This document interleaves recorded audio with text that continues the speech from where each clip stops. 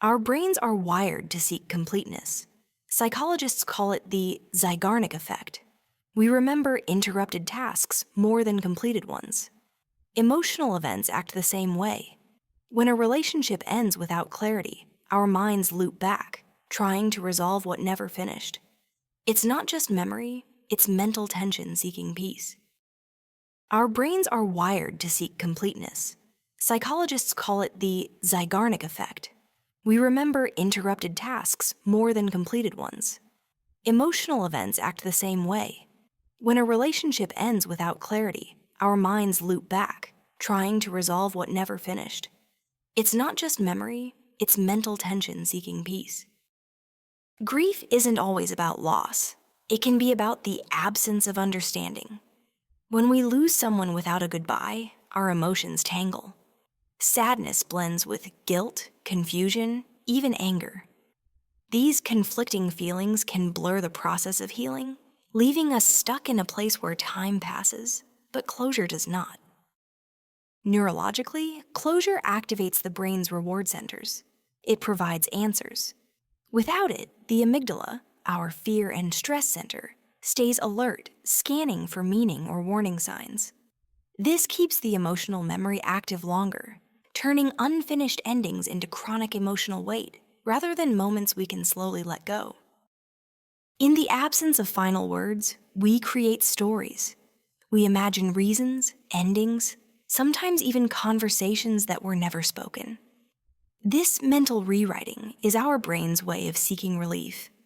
But often, it traps us in loops, replaying moments, rewriting outcomes, waiting for a closure that may never come.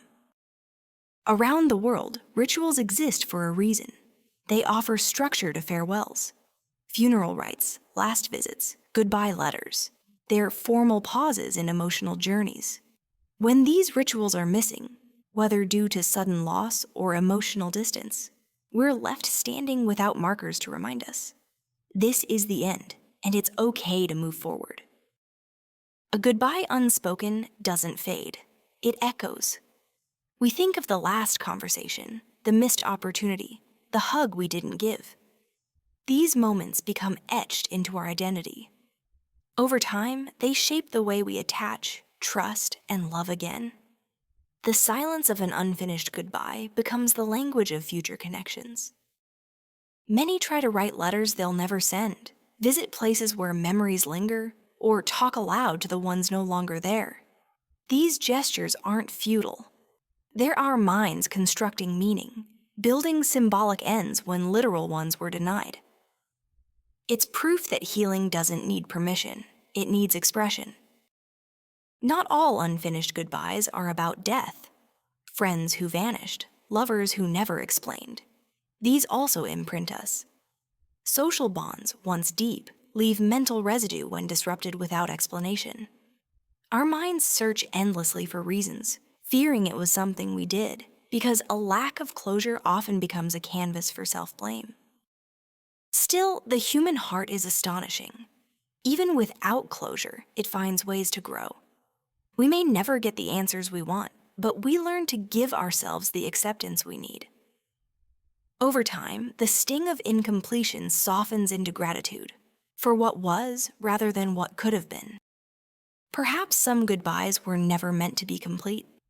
Maybe the open endings remind us that connection isn't always linear. It's messy, real, and sometimes unresolved.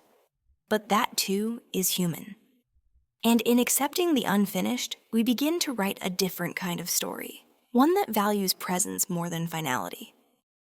Unfinished goodbyes teach us that love doesn't always come with clean endings. Our brains may long for closure, but our souls often grow from the spaces in between. And in the quiet after goodbye, we learn not just to let go, but to carry love forward in silence and in strength.